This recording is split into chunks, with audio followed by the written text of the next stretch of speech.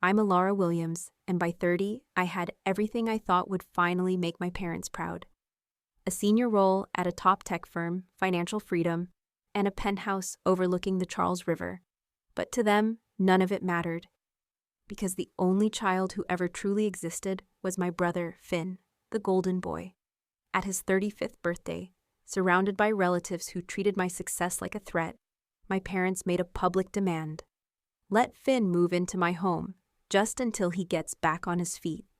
When I refused, my mother slapped me across the face. And no one, not one person, defended me. That night, I didn't just walk out of a party. I walked away from decades of being second best. Before I tell you the full story, let me know in the comments where you're tuning in from.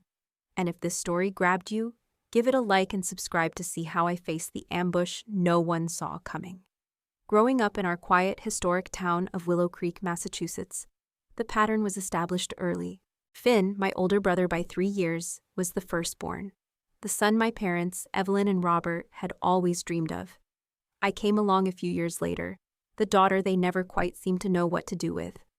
Our childhood home, a charming but cramped colonial with a small patch of yard, felt emotionally uneven. It was always about Finn. I remember one autumn afternoon, when Finn was about 10 and I was 7. He decided to practice his baseball swing indoors, despite Dad's clear rules against it. A loud crash, and suddenly, my mother's prized porcelain vase, an antique from her grandmother, lay in pieces on the polished hardwood floor. My heart sank. I just knew he was going to be in trouble, but instead, my father chuckled, shaking his head with a fond smile. "Boys will be boys, Ev. He's got spirit." My mother just sighed, a gentle, almost proud sigh, as she swept up the shards. The next week, when I accidentally spilled a glass of water on the kitchen counter while helping her bake, I got a sharp lecture about being careful and making more work for her. It was a small thing, but it was a pattern, always had been. Academically, Finn struggled.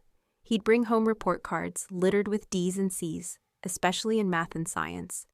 My mother would say, "School just isn't set up for creative minds like his, Alara. He thinks outside the box." My father would add, "He's too bright for textbooks. He'll find his own way." Meanwhile, I discovered computers in elementary school. I was fascinated by how they worked, spending hours after school in the library's small computer lab, learning basic coding. When I brought home straight A's, my mother would nod, barely looking up from whatever she was doing for Finn. "That's nice, dear," she'd say, a phrase that always felt like a dismissive pat on the head. By high school, the contrast was even starker. I joined the robotics club, spent countless late nights in the workshop, and eventually, our team won the regional competition. I was ecstatic, clutching the trophy, practically running home to share the news. My parents weren't there. They were at Finn's football game, where he spent most of his time on the bench. When I walked in, my father glanced up from the TV, where he was watching sports highlights. "Just don't get too wrapped up in that computer stuff, Alara," he said, without much interest. "Guys don't like girls who are too smart, you know." The trophy, which felt so monumental to me, ended up collecting dust on my bookshelf. College applications came around, and I applied to a dozen schools, receiving scholarship offers from 8 of them. I chose Boston Tech University for their exceptional computer science program. When I talked to my parents about it, I explained that with the scholarships, I'd still need to cover living expenses and books. My mother looked at me with a pained expression. "College is expensive, Alara. We need to save for Finn's future. You understand, don't you?" So, I understood. While Finn enrolled at a prestigious private liberal arts college, fully funded by my parents, I worked 3 jobs. I'd wake up before dawn for morning shifts at a coffee shop in the city, spent my weekends working retail in a department store, and pulled late nights doing data entry for a local marketing firm. The exhaustion was constant, but it was my escape. It was my way of building something for myself, independently. Finn, meanwhile, dropped out of his first college after the initial semester, claiming the professors just didn't get his unique learning style. My parents nodded sympathetically, paid for his second attempt at a different school, a more holistic one. He lasted slightly longer there, almost a full year, before deciding it wasn't the right environment for his creative spirit. The third college followed the same pattern. They indulged every whim, every excuse, every failure. I graduated with honors in computer science, with minors in mathematics and business, my body fueled by caffeine and sheer stubbornness. My parents attended my graduation but left early. Finn had called, needing their help with a situation involving his landlord and overdue rent. Even on my biggest day, he was the center of their universe. My first job out of college was entry-level at a small tech startup in Boston, making barely enough to cover my student loans and a tiny walk-up studio apartment with a shared bathroom. I worked 60-hour weeks, taught myself additional programming languages at night, contributed to open-source projects to build my portfolio. Every spare moment was dedicated to proving myself, to building a future that didn't depend on anyone else. During those years, Finn lived at home in Willow Creek, cycling through jobs that never lasted more than a few months. Retail positions he quit because the manager clearly had it out for me. Restaurant jobs that ended because the hours didn't work with my creative schedule. Office positions terminated because the corporate environment was stifling my potential. Each failure was met with understanding, sympathy, and a fresh infusion of parental cash. "He just hasn't found his calling yet," my father would say, shaking his head knowingly. "He's too bright for these menial jobs," my mother would add, as she did his laundry and cooked his favorite meals. At age 28, when I visited for holidays and occasional Sunday dinners, the conversations were always about Finn's latest venture that was sure to take off soon. A cryptocurrency startup he didn't understand, a dropshipping business that never shipped anything, a consulting firm that consisted of him giving unsolicited advice to friends. The pattern was so predictable, it would have been comical if it weren't so deeply frustrating. When I was 26, I secured a position at Horizon Innovations, one of the leading software companies in Boston. The salary jump allowed me to move to a much better apartment, my own place, and finally make significant headway on my student loans. I called my parents to share the news. "That's nice, honey," my mother said, distracted. "Did you hear Finn is thinking of starting his own business? He's got such an entrepreneurial spirit." The business, it turned out, was reselling limited edition sneakers online, funded by a substantial loan from our parents that everyone knew would never be repaid. It lasted all of 3 months before he moved on to his next passion project. My emotional distance from my family grew naturally, like a plant turning away from shade towards sunlight. I made friends at work, joined hiking groups, a book club, and built connections with people who actually celebrated my successes rather than minimizing them. Chloe became my closest friend after we met at a Women in Tech conference. She came from a supportive family and was initially shocked by the stories I shared about mine. "That's not normal, Ilara," she'd tell me, her brow furrowed with genuine concern. "You know that, right? Parents are supposed to be proud when their kids achieve something." I knew she was right logically, but years of conditioning had normalized the abnormal. I maintained contact with my family, but I learned to protect my heart with lowered expectations and firm boundaries around my time and energy. It was a quiet rebellion, but a rebellion nonetheless. By 30, I had built a life that felt authentically mine. I was moving up at Horizon, mentoring junior developers, and had saved a significant amount toward my dream of property ownership. Finn, at 33, was still living at home, perpetually between jobs, still the center of my parents' world despite his consistent pattern of irresponsibility. Little did I know that my growing success would soon become the catalyst for the most painful family confrontation of my life. At 30, everything changed. I was promoted to senior software architect at Horizon Innovations, with a substantial salary increase and equity in the company. After years of careful saving, meticulous budgeting, and strategic career moves, I finally had the financial foundation to make my dream purchase, a penthouse apartment in downtown Boston. It wasn't an impulsive decision. I researched the market for months, consulted with financial advisors, and made sure the investment aligned with my long-term goals. When I found the perfect place, a 2-bedroom penthouse on the 38th floor of the Liberty Tower overlooking the Charles River, I knew immediately it was meant to be mine. The views alone were worth the price tag. Floor-to-ceiling windows showcased the glistening river, the historic Boston Common, and on clear days, the distant outline of the Blue Hills.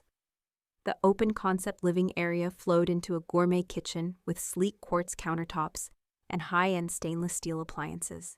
The master suite featured a walk-in closet that felt like a boutique, and a bathroom with a massive soaking tub positioned to enjoy the city lights as I unwound. The second bedroom I converted into a home office, with built-in bookshelves overflowing with tech manuals and novels, and a standing desk facing the water. Beyond the practical aspects, the penthouse represented something profound to me. It was tangible proof of everything I'd worked for, a space that was entirely mine, designed around my preferences, without compromise. After growing up in a home where my needs always came second, this was my sanctuary. This was my hard-won peace. The building amenities added another layer of luxury. A rooftop garden with grilling stations perfect for summer evenings, a state-of-the-art fitness center, 24-hour concierge service, and a resident lounge perfect for the occasional work-from-home day when I wanted a change of scenery. Chloe was the first person I showed the place to after I moved in. She brought a bottle of expensive champagne, and we toasted on the balcony as the sun dipped below the horizon, painting the sky in shades of orange and purple. "You earned every square inch of this place, Alara," she said, clinking her glass against mine, her eyes twinkling with genuine pride. "I hope you never forget that." I felt a momentary pang, wishing my family could be as genuinely happy for me as my friend was. Still, I invited them to a housewarming dinner once I was settled, hoping perhaps that seeing my success, my independence, might shift something in our dynamics. A naive hope looking back. I spent all day preparing, cooking my mother's favorite baked salmon with dill, roasting asparagus, and setting the table with a new dinnerware set I'd purchased for the occasion. I even bought my father's preferred single malt scotch to serve after dinner, and made sure to have Finn's favorite craft beer chilling in the refrigerator. I wanted it to be perfect, a bridge to a better relationship. They arrived 45 minutes late, as usual. My mother, Evelyn, barely glanced at the carefully prepared table before commenting, "This building must have quite the homeowners association fee. Seems wasteful when you're just one person." My father, Robert, walked straight to the floor-to-ceiling windows, barely acknowledging me. "Pretty flashy place, Alara. Hope you're not overextended on this. The market could turn at any time." Finn wandered through the space, opening cabinets and closet doors without asking, as if conducting an inspection. "Must be nice," he muttered, loud enough for me to hear. "Some people just get all the breaks." I bit my tongue and served dinner, trying to steer the conversation toward neutral topics. My mother spent most of the meal talking about Finn's latest job interview that looked promising, and how the hiring manager would be lucky to get someone with his diverse experience. When I mentioned my recent promotion, my father nodded distractedly. "Companies throw around fancy titles these days," he scoffed. "In my time, you had to work decades to get to a senior position." After dessert, as I was showing them the view from the balcony, Finn asked, "So, what's a place like this cost anyway? You must be making serious bank." Before I could deflect the inappropriate question, my mother added, "Yes, Alara. It does make us wonder if you're being wise with your money. You know, family should come before material possessions." The implication hung in the air, a thick, unspoken accusation, but no one made it explicit that night. They left shortly after, my mother taking barely a bite of the dessert I'd spent hours preparing. Chloe called the next morning to ask how it went. When I recounted the evening, she sighed, a knowing, exasperated sound. "Classic. They can't celebrate you because it highlights the fact that Finn is a grown man still living like a teenager. It's not about you, Alara. It's about them not wanting to face reality." The following Sunday dinner at my parents' house was even more uncomfortable. My mother mentioned that Finn was between opportunities again and gave me a pointed look. "It's so hard for him, seeing his little sister with such a fancy place when he can barely afford his car payment." My father added with a solemn tone, "Family is supposed to look out for each other, Alara. Remember that." These comments escalated over the following months. Each family gathering featured some new variation on the theme that my success was somehow an insult to Finn, and that I owed it to the family to share my blessings. At Thanksgiving, my Aunt Carol, who usually stuck to gossip, asked in front of everyone, "Wouldn't you be lonely in that big penthouse all by yourself, Alara? I'm sure Finn would appreciate having a nice place to stay while he's figuring things out." At Christmas, my Uncle David cornered me in the kitchen. "You know, your brother really needs a break. A man needs his own space to feel respected. Have you thought about letting him stay with you for a while? You've got that spare room after all. I deflected these suggestions as diplomatically as possible, but the pressure was building, a slow, insidious creep. Meanwhile, Finn became increasingly entitled, making comments about checking out my view or testing that fancy shower whenever the penthouse was mentioned. The situation reached a breaking point when I hosted a small dinner party for colleagues and invited Chloe. My parents called that afternoon, asking if they could stop by to drop something off. Against my better judgment, I agreed. They arrived with Finn in tow, clearly intending to stay. My mother immediately began critiquing my appetizer arrangement in front of my boss and coworkers, while Finn helped himself to the expensive wine I'd carefully selected for the evening. My sister likes to play hostess in her fancy apartment, he announced to Liam, one of my colleagues, with a smirk. But she forgets where she came from. I managed to get through the evening without causing a scene, but once everyone left, I confronted them. That was completely inappropriate, I snapped, my voice shaking with suppressed anger. You can't just show up uninvited to an event I'm hosting for work. My mother looked wounded, pulling out her familiar victim act. We're family, Alara. Family doesn't need invitations. Besides, Finn added with a smirk, leaning against my kitchen island, it's not like you don't have the space. I realized then that the boundary violations would continue unless I took a firm stand. I began declining Sunday dinners more frequently, citing work commitments. I stopped sharing details about my life during our phone calls. I created distance to protect my hard-earned peace. But the family tension was building toward a confrontation that would change everything. And Finn's upcoming 35th birthday party would prove to be the breaking point none of us saw coming. 3 weeks before Finn's birthday, he lost his job again.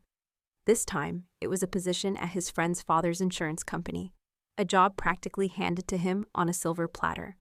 He lasted all of 2 months before being let go for inconsistent performance and attendance issues, though my parents insisted it was because the manager was threatened by Finn's natural leadership qualities. The day after he was fired, my mother called me. Alara, your brother is going through a rough patch again, she began, her voice carrying that familiar note of expectation, a subtle plea, disguised as a statement of fact. I'm sorry to hear that, I replied, already knowing where this was heading. Well, he has that car payment coming up, and with his birthday next month, I was wondering if you could help out. Just until he finds something new, you know how hard the job market is these days. I'd heard this exact speech so many times I could have recited it with her. Against my better judgment, a deep-seated desire to avoid conflict, and a lingering sense of familial obligation gnawing at me, I sent Finn $300 for his car payment. I told myself it was a one-time thing, a small gesture to buy some peace. 3 days later, my father called. Your brother's rent is due, and you know how these landlords can be. No compassion for a temporary setback. Could you spot him just this once? Another $200 was transferred from my account to Finn's. I told myself it was the last time, a hard limit. But the requests kept coming, grocery money, utilities, a new suit for interviews that he probably wouldn't even wear. Each request framed as temporary, essential, and my familial duty. By the time Finn's birthday approached, I'd given him nearly $3,000 in loans that we all knew would never be repaid. The resentment was a bitter taste in my mouth, but the fear of escalating family drama kept me from refusing outright. During a lunch break at work, I confided in my colleague Liam about the situation. It's like I'm being punished for being responsible, I told him, as we sat in the bustling company cafeteria. The more I achieve, the more they expect me to compensate for Finn's failures. Liam, who came from a large family with healthy dynamics, shook his head, his expression serious. You need to set boundaries, Alara. Clear, firm boundaries. Otherwise, this pattern will continue until you have nothing left to give. But they're family, I said, repeating the ingrained refrain that had been programmed into me since childhood. Family supports each other. Family supports each other's growth, Alara, Liam countered, his voice firm but kind. They don't sabotage it. What they're doing isn't love, it's enabling your brother and exploiting you. I knew he was right. Every logical part of me screamed that this was unsustainable, unhealthy, but years of conditioning made the prospect of direct confrontation terrifying. Still, I resolved to begin setting limits after Finn's birthday had passed. No need to create drama during a family celebration, I reasoned. trying to convince myself that one more indulgence wouldn't hurt. It was a false comfort, a delay tactic. The weekend before the party, I went shopping for Finn's gift. Despite my frustration and the financial drain, some part of me still hoped that a thoughtful present might somehow bridge the growing chasm between us. I selected an expensive watch, a classic diver's timepiece, far more than I should have spent given the recent loans. But I wanted to make a gesture that couldn't be criticized, something undeniably generous. That evening, my phone buzzed continuously with messages from various family members. From my mother, "Don't forget Finn's favorite chocolate cake and wear something nice. Your Aunt Carol is coming all the way from Willow Creek." From my father, "Make sure you're on time for once. This is important to your mother." From my cousin Isabel, "Looking forward to seeing you at the party. We need to catch up." From my uncle David, "Will be good to see the whole family together. We miss you at Sunday dinners." The subtext was clear. Attendance was mandatory, and my recent absences had been noted and discussed. The family system was exerting its pull, trying to bring the wayward member back into the fold. The morning of the party, I woke with a familiar knot of anxiety in my stomach. I spent extra time getting ready, choosing a conservative navy blue dress that wouldn't invite comments about showing off or dressing fancy. I styled my hair in a simple way, applied minimal makeup, and deliberately left most of my jewelry at home. These calculations, this careful curation of my appearance to minimize criticism, spoke volumes about the unhealthy dynamics I was navigating. As I wrapped Finn's gift in silver paper, I rehearsed neutral responses to the inevitable questions about my job, my penthouse, my love life, anything that might be used to subtly undermine me. The drive to my parents' suburban home in Willow Creek took 40 minutes. With each mile, I felt myself regressing, the confident professional replaced by the perpetual, second-best child seeking approval that never came. I parked between my uncle's SUV and my cousin's sedan, taking a moment to center myself before heading inside. The house was already full when I arrived. Aunts, uncles, cousins, and my parents' friends, all gathered to celebrate Finn. Balloons decorated the living room, and a happy 35th birthday Finn banner hung across the dining room entrance. My mother intercepted me at the door. "Finally, you're here," she said, though I was precisely on time. "Put your gift on the table with the others. Finn is in the backyard with your father and Uncle David." I made my way through the house, exchanging greetings with relatives I hadn't seen in months. Most were polite but distant, as if unsure how to relate to me now that I'd broken the unspoken family rules by becoming too successful. Aunt Carol caught my arm as I passed. "That penthouse still treating you well?" she asked, her tone suggesting I was somehow betraying my upbringing by living there. "It's perfect for me," I replied simply, disengaging before she could press further. In the kitchen, I overheard my mother's friend Susan saying, "Think she's better than the rest of us now, with her fancy job and expensive apartment." She leaned in conspiratorially. "Meanwhile, poor Finn can't catch a break." I pretended not to hear, focusing instead on arranging the gourmet cheese and vegetable tray I'd brought. The pattern was familiar, my accomplishments framed as arrogance, Finn's failures as bad luck. A narrative spun and reinforced by everyone. The backyard was set up with tables and chairs for dinner. Finn stood with a beer in hand, holding court with our father, uncle, and 2 male cousins. He acknowledged my arrival with a brief nod, before continuing his story about how his former boss couldn't handle someone with real ideas. As I took a seat at the periphery of the gathering, I couldn't help but marvel at the parallel realities we inhabited. In Finn's version, eagerly reinforced by our parents, he was a misunderstood genius, repeatedly victimized by circumstances and jealous authority figures. In the version supported by objective evidence, he was a chronically underperforming adult, enabled by parents who couldn't bear to see him face consequences. Little did I know that in just a few hours, these competing narratives would collide in a way that would permanently alter our family landscape. The birthday cake, the presents, the seemingly normal family dinner, all of it was a prelude to a confrontation that had been brewing for years. Dinner was served at 6 p.m., with everyone gathered around the extended dining table and the folding table set up to accommodate the overflow. My mother had prepared all of Finn's favorites: roast beef, garlic mashed potatoes, green bean casserole, and rolls from the bakery down the street. I was seated between my cousin Isabel and my father's coworker, Jim, safely distant from Finn at the head of the table. The conversation flowed around me, largely focused on Finn's recent bad luck with employment. The problem with companies today is they don't recognize real talent, my father announced, carving another generous slice of roast beef for Finn. They want conformists, not innovators.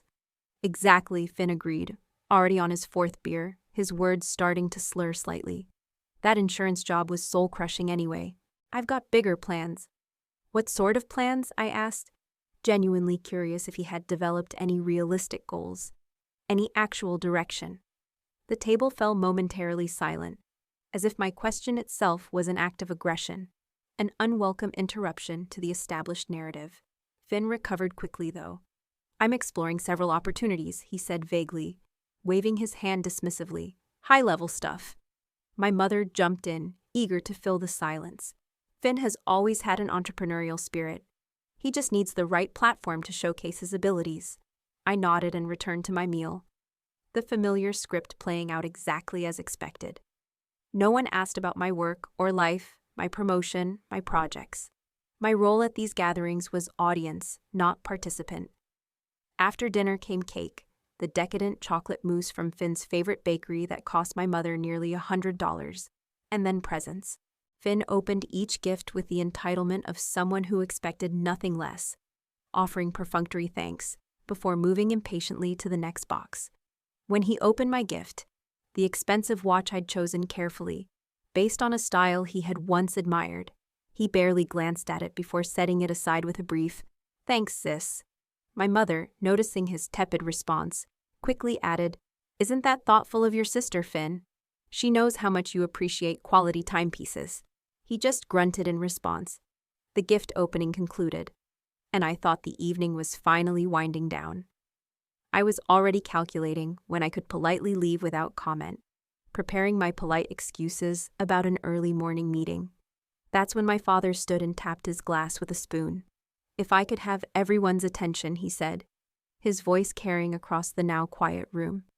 "We have something important to discuss as a family." A chill ran through me, a primal alarm bell clanging in my head. Something in his tone set off warning bells. I knew this feeling. It was the feeling before a demand. "As you all know," my father continued, his gaze sweeping across the room, landing briefly on Finn, then on me. "Finn has had some setbacks recently. Despite his talents and abilities, he's struggling to find his footing in today's competitive job market." Murmurs of sympathy circulated through the room. Finn sat back in his chair, a slight smile playing at the corners of his mouth, as if he was enjoying the show. At 35, a man needs his own space, his own domain, where he can regroup and plan his next moves, my father went on, building his case.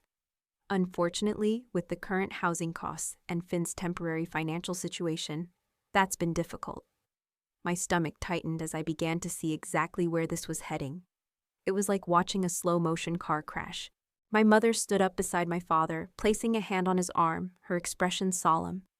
"Family means supporting each other through difficult times," she said, her eyes finding mine across the room. Her gaze was intense, unwavering, full of expectation. "Those who have been blessed with abundance have a special responsibility to share with those in need, especially family." The room had become uncomfortably quiet, the festive atmosphere replaced by a heavy tension. All eyes were now shifting, a silent, expectant pendulum, between my parents and me. Uncle David cleared his throat, stepping forward slightly, adopting a reasonable, almost grandfatherly tone. "Ilara, we've all been talking, and we think there's an obvious solution here." His voice was calm, measured, as if proposing a simple business transaction, something perfectly logical and beneficial. "You've got that big penthouse all to yourself, with a spare bedroom you use as an office. Finn needs a place to stay while he gets back on his feet." I blinked, stunned by the directness of the proposition. Despite having sensed it coming, the bluntness was shocking. "You want me to let Finn move into my penthouse?" I asked, my voice barely above a whisper. "It makes perfect sense," Aunt Carol chimed in, her voice bright with what she clearly thought was a brilliant idea. "And you're rarely home with your work schedule, Ilara. And Finn needs a prestigious address for job applications." It would just be temporary, until he finds his feet, my father added, nodding emphatically. Finn sat back further in his chair, the slight smile now more pronounced. A triumphant smirk. He'd known about this ambush all along. This wasn't a spontaneous family discussion. It was a coordinated attack. I've put a lot of thought into this, Finn said, as if he'd been the one to come up with the idea, as if he was doing me a favor. It's the perfect solution. I'd take good care of the place, and you'd barely notice me there. I took a deep breath, trying to process the audacity, the sheer entitlement of what was happening. My heart hammered against my ribs. This was my home, my sanctuary, my hard-won independence. My penthouse is my home, I said carefully, trying to keep my voice steady, professional, rather than letting the rising tide of anger consume me. I worked very hard for it. It's not an extra property I have lying around. It's where I live. You can still live there, my mother said dismissively, waving a hand as if I was being childish. You'd just be sharing it with your brother, who needs help. That's what family does. Her tone implied that my very existence was a debt owed to them, and to Finn. Besides, my father added, his voice hardening, it's not like you had to struggle the way Finn has. Everything's always come easily to you. The blatant injustice of that statement momentarily robbed me of speech. I stared at him, my mind reeling. Everything had come easily to me. I had worked multiple jobs through college while my parents paid Finn's tuition at 3 different schools, each one a failed experiment. I had saved for years while living in tiny, barely habitable apartments to afford the down payment on my home. Nothing, absolutely nothing, had been handed to me. Quite the opposite. Every step I took was a defiant climb against their unspoken expectations for me to remain small, to remain in Finn's shadow. I'm sorry, I said, finding my voice, my resolve solidifying with each word. But that's not going to work for me. My home is my private space, and I need it to remain that way. The temperature in the room seemed to drop 10 degrees. The air became thick with unspoken disapproval. So you're refusing to help your brother, my mother asked, her voice rising, dripping with wounded disbelief.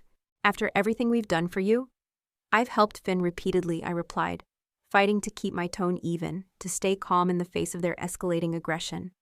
I've given him thousands of dollars just in the last month, but moving him into my home is a boundary I'm not willing to cross. Boundaries? My father scoffed, a sneer twisting his lips. This isn't therapy, Alara. This is family. There are no boundaries in family. There should be, I countered, my voice gaining strength. Healthy relationships require respect for each other's space and choices. Uncle David leaned forward, his eyes narrowed, trying to appeal to reason, to guilt.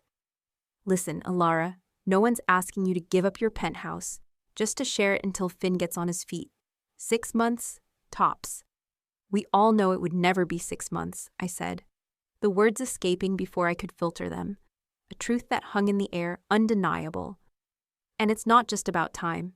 It's about respect for the choices I've made and the life I've built. Finn's face darkened, his earlier smirk replaced by a scowl. So your fancy apartment is more important than helping your own brother? Nice to know where your priorities lie, sis. His words were laced with venom, designed to sting. My priority is maintaining the home I worked for years to afford, I replied, looking him squarely in the eye. I'm happy to help you in other ways, Finn, but not by giving up my personal space. You're being selfish and unreasonable, my mother snapped, her face contorted with outrage. After everything we've done for you, this is how you repay us? By refusing to help your brother when he needs it most? The gaslighting was so blatant it would have been comical in any other context. What exactly had they done for me beyond providing basic necessities in childhood? Every step of my adult life had been navigated without their support, financial or otherwise. I had paid my own way, built my own path. I'm sorry you feel that way, I said, rising slowly from my seat, my heart pounding, but a strange calm settling over me. But my answer is no. Finn is welcome to stay here with you, as he has been. Or I can help him find an apartment within his budget. But he will not be moving into my home. What happened next occurred so quickly I barely had time to react.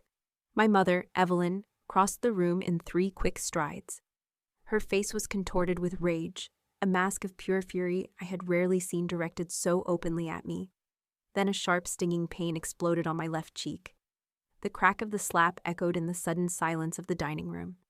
"Ungrateful, selfish girl," she hissed, her voice low and trembling with a terrifying intensity. "After everything we've done for you." I stood frozen, my cheek burning, a fiery imprint of her hand. My vision blurred for a moment, then sharpened. I looked around the room. No one moved to intervene. No one spoke in my defense. Some relatives looked away uncomfortably, their gazes fixed on their plates or the wall, clearly embarrassed but unwilling to act. But others, including my father and Finn, wore expressions suggesting they believed I deserved it. A grim satisfaction.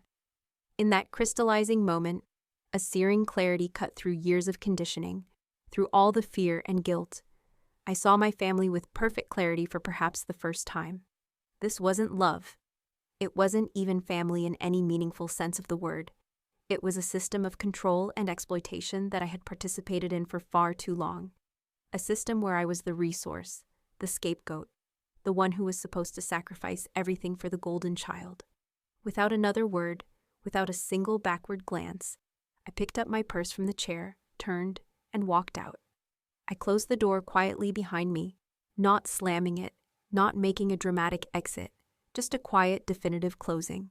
The sound felt like the closing of a chapter, a door shutting on an old, painful life. The drive home passed in a blur. My cheek still stung from my mother's slap, but the physical pain paled in comparison to the emotional impact of what had just occurred. I had been publicly humiliated, assaulted, and abandoned by every family member present, all because I refused to surrender my home to a 35-year-old man who had never taken responsibility for himself. The betrayal cut deeper than any physical blow. As I pulled into my building's underground garage, the tears I'd been holding back finally broke free. I sat in my car, sobbing uncontrollably, grateful for the privacy of the underground parking level. I leaned my head against the steering wheel, the sobs racking my body, a desperate attempt to purge the pain. After what felt like an eternity, I heard a gentle tap on my window. I looked up through tear-filled eyes. It was Ben, the security guard, making his rounds. He approached with concern, his kind face etched with worry. "Miss Williams, are you all right?" he asked, his voice soft, keeping a respectful distance. I quickly wiped my eyes with the back of my hand, trying to compose myself. "I'm just a difficult family situation. Thank you for checking, Ben." "No problem at all. Let me know if you need anything, Miss Williams," he replied, his tone genuinely compassionate, before continuing his patrol. His simple kindness was a stark contrast to the ugliness I had just experienced. Inside my penthouse, my sanctuary that my family had tried to claim, I collapsed on the sofa. The beautiful nighttime view of Boston, the sparkling city lights, the tranquil river, was a stark contrast to the internal turmoil I felt. I needed to talk to someone who cared about my well-being. I called Chloe. She answered immediately, her voice tinged with concern, picking up on the distress in my voice. "Alara, what's wrong? Are you okay?" "They ambushed me," I managed, before breaking down again, the words catching in my throat. Between sobs, I recounted the evening's events, culminating in my mother's slap and the family's silent complicity. "Oh my God, Alara," Chloe gasped, her voice full of horror and disbelief. "That's assault. Your own mother hit you in front of everyone and nobody did anything." "Nobody," I confirmed, the word hollow. "They all just watched. I think some of them were glad she didn't, like I deserved it." "That's beyond dysfunctional, Alara," Chloe said firmly, her voice resolute. "That's abusive. You know that, right? What they did, what they've been doing, is abusive." Hearing the words spoken aloud was both shocking and clarifying. Abuse. I'd always thought of my family as difficult, dysfunctional, frustrating. I'd used words like manipulative and enabling, but I had always shied away from labeling their behavior as abusive. Yet, what else could you call a mother slapping her adult daughter for refusing to give up her home? For standing up for herself? "I don't know what to do now," I admitted, my voice raw. "Do I just never speak to them again?" "You don't have to make any permanent decisions tonight, Alara," Chloe said gently, her voice full of empathy. "Right now, focus on taking care of yourself. Tomorrow we can talk about next steps. Do you want me to come over? No, it's late. I'll be okay, I said, even though I felt anything but okay. I just needed to tell someone who wouldn't think I deserved it. You absolutely did not deserve it, Alara, Chloe responded immediately, her voice unwavering. No one deserves to be treated that way, especially by family. Her words were a balm, a lifeline in the darkness. After we hung up, I took a long, hot shower, letting the steam fill the luxurious bathroom, trying to wash away the evening's events, the sting, the shame, the profound disappointment. As I was getting ready for bed, my phone began buzzing with messages. From my father. Your mother is very upset. You need to apologize for causing a scene at your brother's birthday. From Aunt Carol. Family disagreements should stay private. Walking out like that was very immature, Alara. From Uncle David. You've broken your mother's heart with your selfishness. Family has to come first. From Finn. Way to make my birthday all about you. Typical. The gaslighting was so extreme, so utterly divorced from reality. It was almost laughable. Almost. I had been ambushed, publicly pressured, and physically assaulted. Yet somehow I was the villain for walking away. I silenced my phone and tried to sleep. Though rest proved elusive. My mind replayed the events, the faces, the cold, complicit silence. The next morning, I called in sick to work for the first time in 3 years. My boss, knowing that I never took time off without good reason, understanding that this must be serious, told me to take care of myself and keep her updated. I spent the day alternating between periods of cathartic crying and moments of startling clarity about my family dynamics. By afternoon, the messages had escalated. From my mother, I raised you better than this. After everything I've sacrificed for you, this is how you repay me? By breaking my heart and abandoning your brother in his time of need? From my father, your mother hasn't stopped crying. Is your precious penthouse worth destroying this family for? Finn is devastated. From Finn. Mom and Dad are a mess. Hope you're happy in your house, Alara. I blocked all of them. Every single family member who had participated in the ambush or sent those manipulative messages. The relief was immediate, like closing windows during a violent storm. The noise, the insidious pressure, the constant emotional assault, it all stopped. For a moment there was silence. Blessed, profound silence. But the silence didn't last long. 2 hours later, my building's concierge, Maria, called me. Miss Williams, there are 2 people in the lobby claiming to be your parents. They're quite insistent about seeing you. Should I send them up? My heart raced. The audacity was breathtaking. After what had happened, they thought they could just show up unannounced at my home, expecting to be welcomed. Absolutely not, Maria, I said, my voice firm despite my shaking hands. I don't want to see them. Please ask them to leave. Of course, Miss Williams. Would you like me to call security if they refuse? Yes, please. And Ben, could you make a note that they're not to be allowed up under any circumstances? Already done, Miss Williams. Don't worry. I watched through my peephole 20 minutes later as Ben escorted my parents back to the elevator. My father's face was red with anger, a vein throbbing in his temple. My mother was dabbing at theatrical tears with a crumpled tissue, her shoulders shaking with feigned anguish. The boundary violation was breathtaking, but I had held firm. The next day, I returned to work, needing the normalcy of my professional environment, the structured logic of code, to ground me. Around lunchtime, Liam texted me. Your brother is in the lobby asking for you. Security wants to know if they should let him up. My hands shook as I typed my reply. Absolutely not. I don't want to see him. 5 minutes later, Liam appeared at my office door, his expression grim. He's making a scene downstairs, Alara, saying it's a family emergency. Security's handling it, but I thought you should know. I immediately called building security and authorized them to escort Finn from the premises and ban him from returning.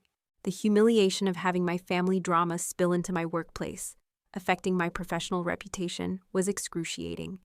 It hardened my resolve further. That evening, I discovered Finn had posted on social media. Some people forget where they came from once they get a little success.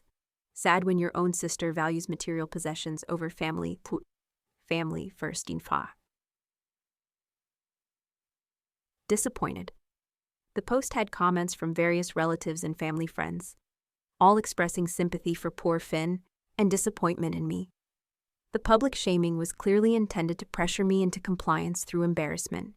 Instead, it had the opposite effect. It solidified my decision. I blocked Finn on all platforms, then did the same with every family member who had commented in support of his post.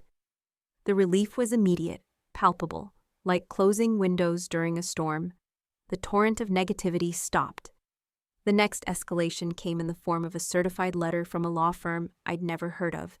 It was addressed to me, a formal document.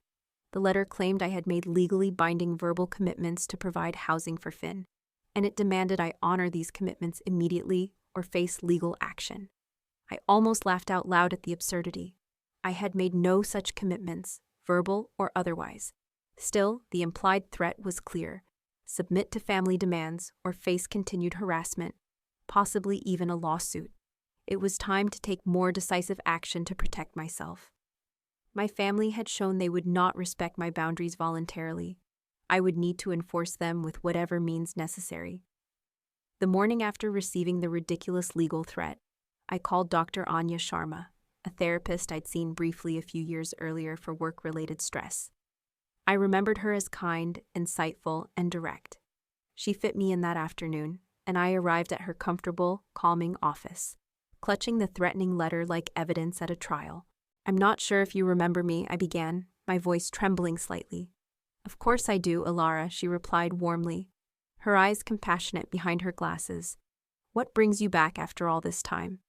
I handed her the letter and gave her a condensed version of recent events, from the increasing pressure about my penthouse to the birthday party ambush, the slap, and its ugly aftermath.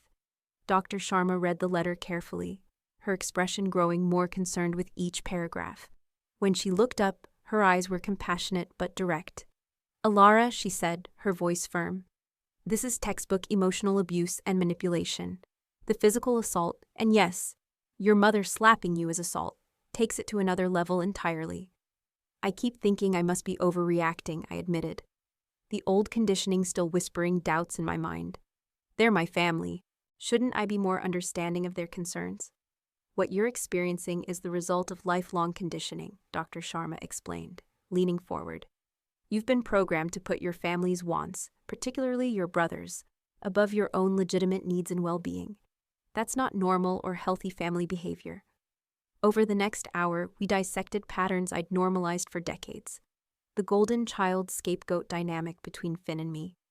The parentification that subtly made me feel responsible for my brother's well-being.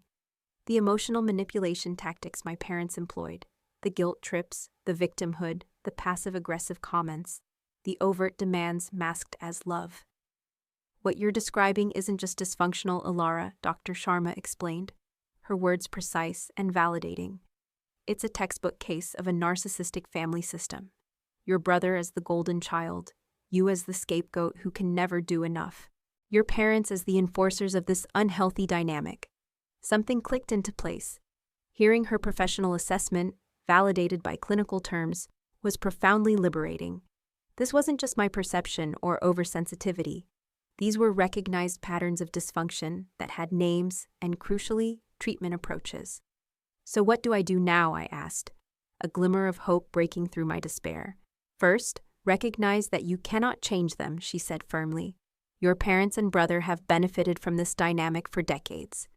They have no motivation to change it, because it serves them. Second, protect yourself. Set clear boundaries and enforce them consistently. Consider a period of no contact to give yourself space to heal and gain perspective." As I left her office, I felt lighter than I had in days. The validation from a professional that I wasn't crazy or selfish, that my feelings were legitimate responses to abuse, was profoundly healing. That evening, I began researching family dynamics and narcissistic family systems.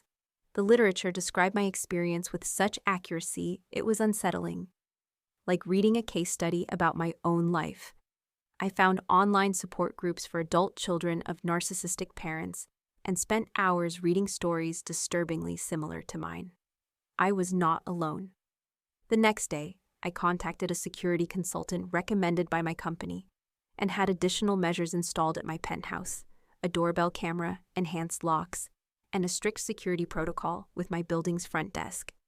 I wasn't taking any chances after Finn's attempt to enter my workplace. I also consulted Sarah Chen, a lawyer friend from college, about the threatening letter. "This is laughable, Alara," she said after reviewing it, a wry smile on her face. "There's no legal basis whatsoever. It's a scare tactic, nothing more." "Should I respond?" I asked, still unsure of the protocol. "Actually, yes," Sarah said, her expression serious now. "I'll draft a cease and desist letter making it clear that any further harassment, legal threats, showing up at your home or workplace, or public defamation on social media will result in you pursuing legal remedies, including a restraining order if necessary."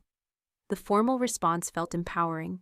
I was no longer simply reacting to their attacks, but taking proactive legal steps to protect myself and my peace. A few days later, I received a text from my cousin Isabel. "Can we talk?" she wrote. "Not everyone in the family agrees with what happened." I hesitated for a moment, then agreed. We met at a coffee shop far from my apartment and workplace. Isabel had always been somewhat of an outsider in the family herself, the artistic one who chose theater over the business career her parents had planned for her. "What happened at the party was wrong, Alara," she said immediately, her eyes meeting mine, full of genuine regret. "I should have said something, and I'm sorry I didn't." "Thank you," I said, genuinely moved by her acknowledgement. It meant a lot to hear that, especially after the complete lack of support from anyone else. "I've been where you are," she continued, stirring her latte. "When I chose theater school instead of business college, my parents cut me off financially. Your mom, Aunt Evelyn, told them they were right to do it, that I needed to learn my lesson. But Uncle Robert, he secretly sent me money for books and supplies for a while." "My dad did that?" I was stunned. My father had always seemed completely aligned with my mother's treatment of me, her chief enabler. "He's more complex than he appears, Alara," Isabel said, a sad smile touching her lips. "But he's weak. He won't stand up to your mother or admit Finn needs real help, not just enabling." Our conversation continued for hours as we shared experiences of being family outcasts, of navigating the complex, unspoken rules. Isabel had eventually established boundaries with her parents, and now had a relationship with them that, while not perfect, was at least manageable. Distance helped, she advised. I moved to Portland, limited contact to scheduled calls and visits, and refused to discuss certain topics. It was hard at first, but now they mostly respect my boundaries. Back at home, I felt less alone. Knowing at least one family member understood and supported me, that small validation gave me strength for what I needed to do next. Over the following weeks, I systematically gathered evidence of my journey versus Finn's. I created a timeline documenting my education, paid for entirely by me, my career progression, my financial milestones, and my consistent self-sufficiency. Alongside it, I documented Finn's history of dropped college courses paid by our parents, failed jobs, loans never repaid, and continued dependence. I wasn't creating this record to shame him, but to have concrete evidence against the gaslighting narrative that I had somehow had it easy while Finn struggled through no fault of his own. It was, for me, a factual shield against their distortions. During this time, Finn attempted to enter my building twice more. The second time, he told the concierge he was my brother and had left his key upstairs. Thanks to my new security protocols and Ben's vigilance, he was turned away and warned that police would be called if he returned. The cease and desist from my lawyer had an impact. The social media campaign against me quieted, and no more legal threats arrived. Still, I received occasional texts from relatives asking why I was tearing the family apart or urging me to be the bigger person. These messages no longer rattled me as they once would have. With Dr. Sharma's help, I had developed tools to recognize manipulation tactics and respond appropriately, which sometimes meant not responding at all. I was building my armor. 6 weeks after the birthday party incident, I felt strong enough to take the final step in reclaiming my power. I arranged a meeting with my parents and Finn at a neutral location, a private room at a restaurant downtown, with the reassurance that staff and security were nearby if needed. The stage was set for a confrontation that would either begin a healing process or finalize our estrangement. Either way, I was prepared to face my family on my terms, with truth as my shield and boundaries as my armor. I arrived at the restaurant 20 minutes early, needing time to center myself before the confrontation. The private dining room I had reserved offered both privacy and safety. A suggestion from my lawyer, Sarah, who had stressed the importance of a public venue with staff nearby just in case emotions escalated again. I prepared meticulously for this meeting, bringing copies of the documentation I'd compiled, a thick folder filled with facts. I had rehearsed what I wanted to say with Dr. Sharma, fine-tuning my words, preparing for every possible deflection and attack. Most importantly, I'd clarified my boundaries and the consequences for violating them. My resolve was ironclad. My parents arrived exactly on time. My mother's expression was a practiced mask of wounded dignity, her eyes slightly red, as if she'd been crying. My father looked uncomfortable, shifting his weight but resolute, standing by her side. Finn arrived 10 minutes late, making an entrance as if his tardiness was a power move, rather than simple disrespect. He strolled in, hands in his pockets, a casual smirk on his face, as if he was just dropping by for a casual chat. "Thank you for coming," I began, once a server had brought water and left us alone in the private space. "I wanted to meet in person to clarify some things about our relationship going forward." "Going forward," my mother interrupted immediately, her voice sharp, cutting. "Perhaps you should start with an apology for walking out on your brother's birthday and ignoring our calls for weeks. You caused quite a scene." I took a deep breath, refusing to be derailed. What happened at Finn's birthday party was unacceptable. You ambushed me with unreasonable demands, and when I refused, you physically assaulted me, Mom. I looked directly at her, letting the word assaulted hang in the air between us. No one intervened or checked if I was okay afterward. "It was just a slap, Alara," Finn said dismissively, rolling his eyes. "Don't be so dramatic. If a stranger had slapped me, it would be assault. Being family doesn't make it acceptable," I replied calmly, my voice steady, betraying none of the tremor I felt inside. "But today isn't about rehashing what happened. It's about establishing clear boundaries for the future." I opened my folder and placed 3 copies of a document on the table. Each was neatly printed, a summary of my meticulously compiled timeline. This is a timeline I've created documenting my journey from college to present day. It includes every job I worked to pay for my education, every tiny apartment I lived in while saving for my home, every promotion I earned through hard work, and additional skill development on my own time. My father glanced at the document, his eyes scanning the bullet points, while my mother pushed it away without looking, a dismissive gesture. Alongside my journey, I continued, my voice unwavering. "I've documented Finn's path, the 3 colleges our parents paid for, the numerous jobs left or lost, the repeated financial support provided with no expectation of repayment or responsibility." "This is ridiculous," Finn snapped, pushing his chair back slightly, a flicker of anger in his eyes. "You're just trying to make yourself look good and me look bad." "No," I said, meeting his gaze directly. "I'm establishing facts to counter the narrative that I've somehow had it easy while you've struggled through no fault of your own. That narrative has been used to justify increasingly unreasonable demands, culminating in the expectation that I should give up my home to accommodate you." My mother's face had flushed with anger, her lips pressed into a thin line. "We never asked you to give up your home, Alara, just to share it temporarily." "That's a distinction without a difference," I replied, shaking my head. "My home is my private space, earned through years of hard work and sacrifice. No one has the right to demand access to it, family or otherwise." "So what is this meeting about, Alara?" my father asked, speaking for the first time since my arrival, his voice strained. "Just to show us how much better you think you are?" "No," I said, placing another document on the table, a single page titled Terms for Future Relationship. "It's to establish clear boundaries going forward. These are my terms for continuing a relationship with each of you." I looked at each of them, making eye contact. First, no further requests for financial support for Finn. Second, no discussion of my penthouse or suggestions about Finn living there. Third, respectful communication only.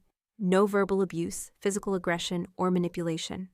Fourth, no unannounced visits to my home or workplace. And fifth, acknowledgement of past behavior and a commitment to respect these boundaries. I paused, letting the weight of my words settle. "If these boundaries are respected," I continued, my voice softening slightly, offering an olive branch, "we can begin rebuilding our relationship slowly. starting with occasional phone calls and working toward brief public meetings. Then, my voice hardened, my resolve absolute. If they are violated, I will immediately end contact for a period of at least 6 months, with no further warnings. The silence that followed was deafening. My mother stared at me as if I'd grown a second head, her mouth slightly agape. Finn scoffed audibly, a sound of derision. My father looked troubled, his gaze flitting between the document and my face, but not entirely surprised. "This is absurd," my mother finally sputtered, her voice incredulous. "We're your family. You don't get to dictate terms for loving us." "I'm not dictating terms for love," I clarified, my gaze unwavering. "I'm establishing requirements for maintaining contact. There's a difference." "So it's your way or nothing," Finn challenged, a sneer on his face. "It's healthy boundaries or nothing," I corrected, my voice firm. "I'm not asking for anything unreasonable, just basic respect and acknowledgement of my autonomy." "And if we refuse to sign this contract?" my mother asked, her voice dripping with disdain, as if the very idea was an insult. "Then we have no relationship until you're ready to respect these boundaries," I said simply. "The choice is yours." What followed was exactly what Dr. Sharma had prepared me for. A tantrum of epic proportions. My mother began to cry, loud, dramatic sobs, clutching at my father's arm. My father appealed to family loyalty, to blood being thicker than water, to the sacrifices they'd made. Finn alternated between sullen silence, arms crossed, and sudden outbursts about my superiority complex, and how I was destroying the family. They used every emotional manipulation tactic in their arsenal, desperately trying to pull me back into the familiar pattern. But something had fundamentally shifted in me. I realized with perfect clarity that what I was being offered wasn't really family at all. It was a system of control masked as kinship, a bargain where love was conditional on my compliance, on my willingness to be their resource, their scapegoat, their unending supply. And I was done. "I hope it doesn't come to that," I said, gathering my documents and standing up. My hands were steady, my voice was calm. "But I deserve to be treated with respect, and I won't accept less. Even from family, especially from family. The ball is in your court now." I walked out of that restaurant with my head held high, a strange mix of sorrow and profound liberation washing over me. I was uncertain if I would ever speak to my parents or brother again, but I was absolutely certain I had done the right thing for myself. I had chosen me. The following weeks were difficult, but clarifying. My parents didn't contact me, clearly expecting me to break first and come crawling back, as I always had before. Finn resumed his social media campaign briefly, posting vague, self-pitying statuses, before his attention was diverted by some new grievance, some new perceived injustice. I channeled my energy into building stronger connections with people who genuinely cared about my well-being. Chloe and Liam became even closer friends, my chosen family. I expanded my circle through a new book club and a hiking group. I reconnected with Isabel, who provided occasional updates on family matters without pressure or judgment. Most importantly, I continued my work with Dr. Sharma, processing the grief of family estrangement, understanding the trauma, and building a healthier self-image, not defined by my role as the family's scapegoat. It was a journey of self-discovery, of shedding layers of inherited guilt and obligation. 4 months after our meeting, I received an unexpected email from my father. It was sent from his personal account, rather than the one my mother monitored. "Alara," it began simply, "I've been doing a lot of thinking since our meeting. While I don't agree with everything you said, I can see that I haven't always treated you fairly. Your mother isn't ready to acknowledge this, and Finn certainly isn't.